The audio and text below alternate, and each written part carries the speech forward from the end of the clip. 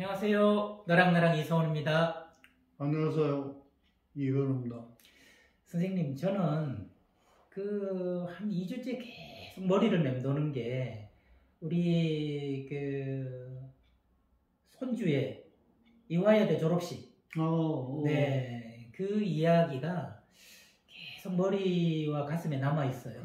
남아있으면서 똑같은 어려움이 있을 때 어떤 아이는 괴로움으로 들어가고 어떤 아이는 그 괴로움을 딛고 즐거움의 세계로 가는 걸 보면서 문득 그 판사님 한 분이 떠오르더라고요.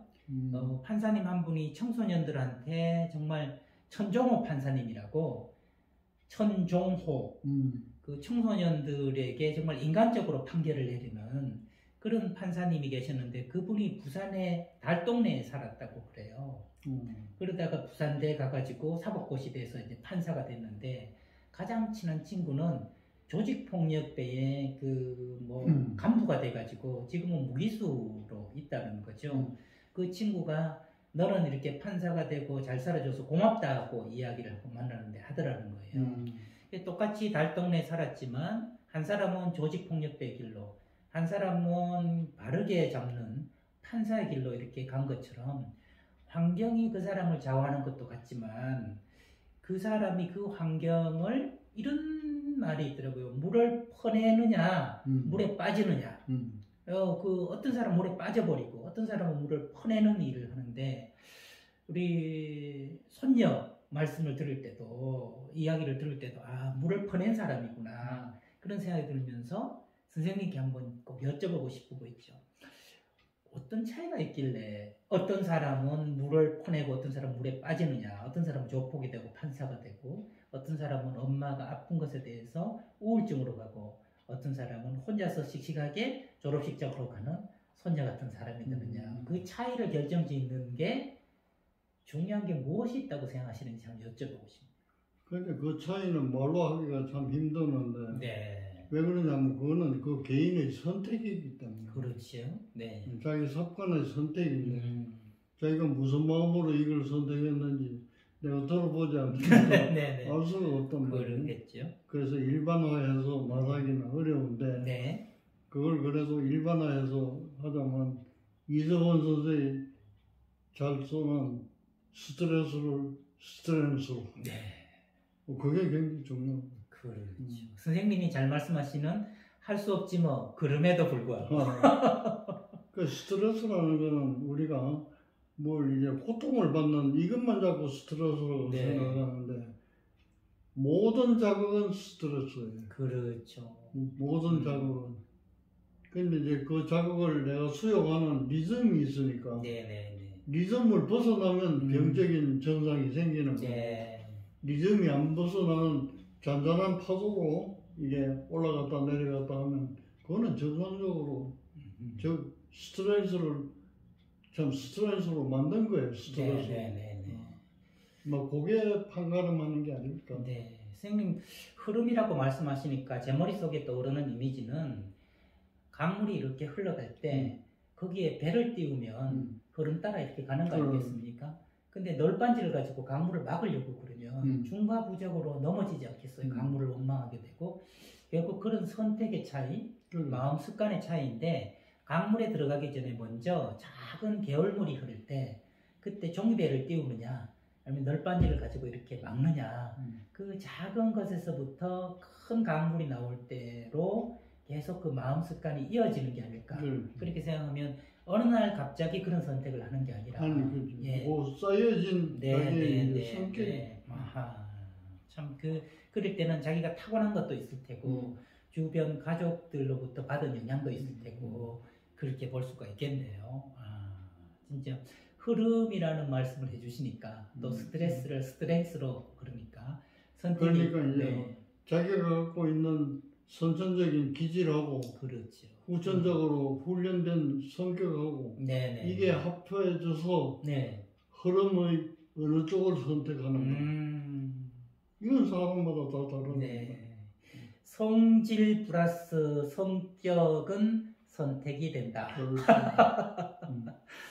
야, 참, 선생님하고 대담을 하면서 부각되는 단어들이 있는 것 같아요. 부각되는 단어들이. 그 중에 아마 랭킹 5위에 들어가는 게 선택인 것 같아요. 선택. 그리고 성격. 뭐 이런 속담이 있더라고요. 부모가 반팔자다. 그 다음에 생각이 반팔자다. 그러니까 두 개 합하면 온팔자가 되는 거 아니겠습니까? 그러니까 부모가 반팔자라는 말에 부모는 자기가 어쩔 수 없는 것, 좀 성질에 대한 게 들어있다면 생각이 반팔자에는 자기가 어쩔 수 있는 것, 성격이라는 게 들어있는 게 아닐까 그런 생각이 들어서 부모가 좀 그런 영향 미쳐도 정신 똑바로 차리고 성격을 제대로 만들면 제대로 된 선택을 할 수 있는 거다. 언제나 패자부활전의 기회는 우리에게 주어진 거네요. 그죠? 아무리 부모가 좋은 성질과 환경을 제공해도 내가 마약을 선택하고 엉뚱한 걸 선택한다면 그렇게 될 텐데. 선생님 이것만 하나 좀 더 여쭤보고 싶은데 요즘 뭐 유명한 배우가 마약을 정말 온갖 종류 마약을 다 검출돼 가지고 한꺼번에 이렇게 몰락하는 경우 뭐 그런 마약에 대한 기사가 마약과의 전쟁이라고도 하고 근데 마약을 복용하는 것은 어떤 심리가 크게 작용할까? 이거 쌤한테 한번 여쭤보고 싶었거든요. 그 환자들을 내가 만나서 얘기를 들어보면 호기심. 자기가 내세우는 건 호기심. 자기가 내세우는 호기심. 물론 뭐 다른 이유도 있겠지만 저거 내가 인터뷰할 때 나한테 내놓는 거는 호기심. 어떤가 한번. 근데 나도 수련회 때 예를 들면 뭐 그때는 우리나라가 완전히 마약으로부터는 청정국이에요. 그래서 이걸 의료용으로 들어오려고 해도 중앙정보부, 보사부 뭐 엄격한 이런 데서 다 허가를 받아야 돼요. 그래 LSD라고 했어요. 이게 또 이제 마약 환각을 이걸 가지고 우리가 이제 실험을 해야 되는데 그 허가를 받으려고 다 내지 뭐 몇 번 불어해 안 된다고. 그래가지고 억지로 어떻게 해가지고 몇 알만 들어서 많이도 안 들어오고. 그래서 우리가 레지던트들이 모여가 이거 쥐한테 실험할 게 아니라 우리가 먹어보자고 그래. 호기심. 진짜 환각이 생기지 않겠니? 우리가 이과대학 다닐 때 양약 같은 거 배우면 실제로 약을 가져와서 약 설명하고 먹어보라고. 이제 그러듯이 이제 이거 한번 먹어보자 그러죠. 우리나라에서는 이렇게 어렵게 가져온 거니까. 그래서 그 부작용 보면 환각이 많거든. 그 2층 같은 데서 환각이 생기면 뛰내린다고.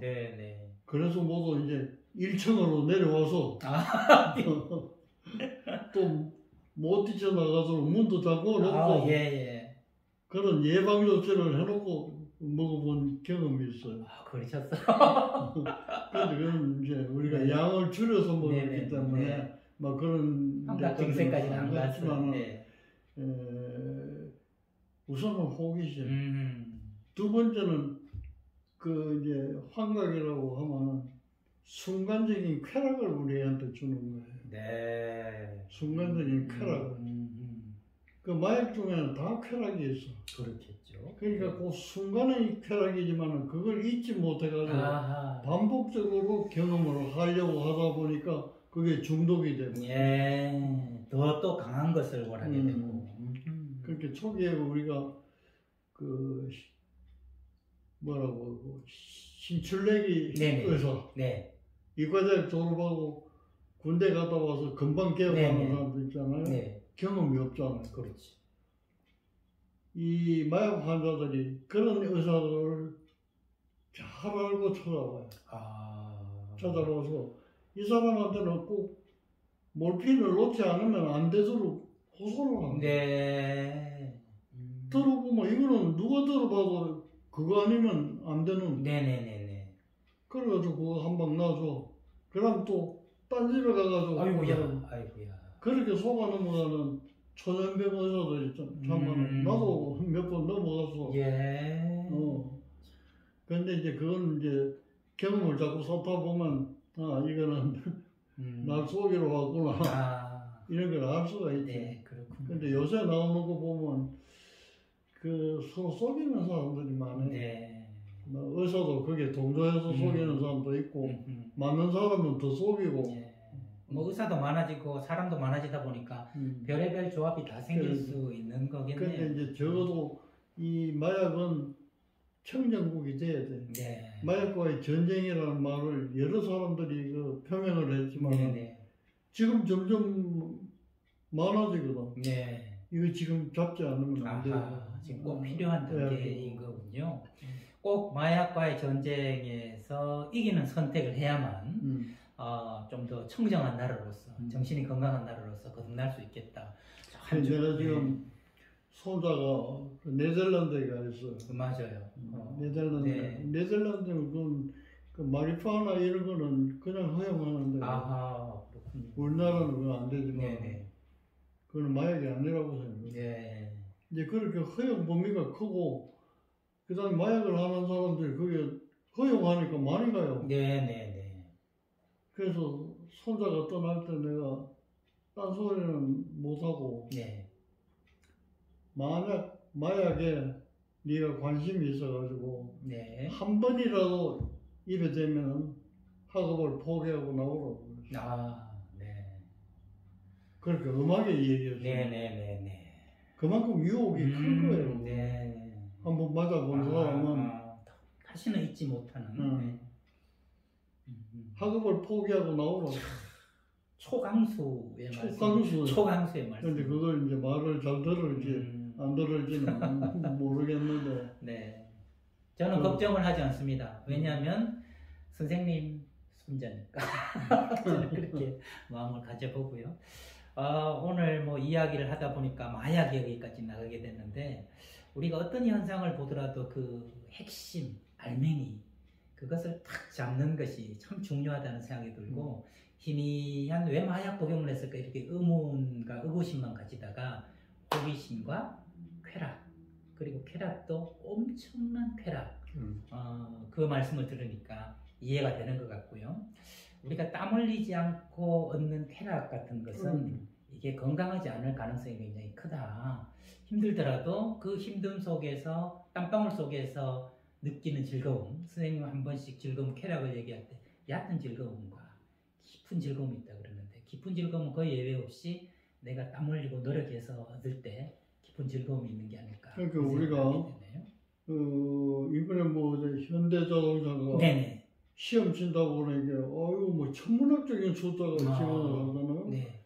예를 들어 그렇게 지원을 했는데 자기가 열심히 공부해가지고 합격됐다. 네네. 그러면 기분이 어떻게? 이거 뭐 말도 못하지. 말도 못하고. 쾌락이라고. 네. 그거는 1년이면 1년을 기다려서 얻을 수 있는 쾌락이고 그런 노력을 해서 얻을 수 있는 쾌락이에요. 네. 그러나 그런 마약 종류는 그런 노력 하나도 없이 입에만 넣으면 예. 차이는 그거예요. 그러니까 그걸 못 참는 거예요. 예. 우리 옛날에 경제학하면 노워크 노페이라는 말이 있었거든요. 일하지 않으면 돈도 없다 그랬는데 이것도 노워크 노플레저 뭔가 일해서 즐거움을 얻는 그게 건강하다라는 말로 오늘 선생님의 귀한 말씀 정리를 할까 합니다. 여러분 마약하지 맙시다. 저도 그렇고 평생 땀 흘려서 얻는 깊은 즐거움을 누리기를 바라면서요. 지금까지는 땀 흘리고 애쓰려고 노력한 너랑너랑의 이서훈이었습니다. 다음 시간에 뵙겠습니다.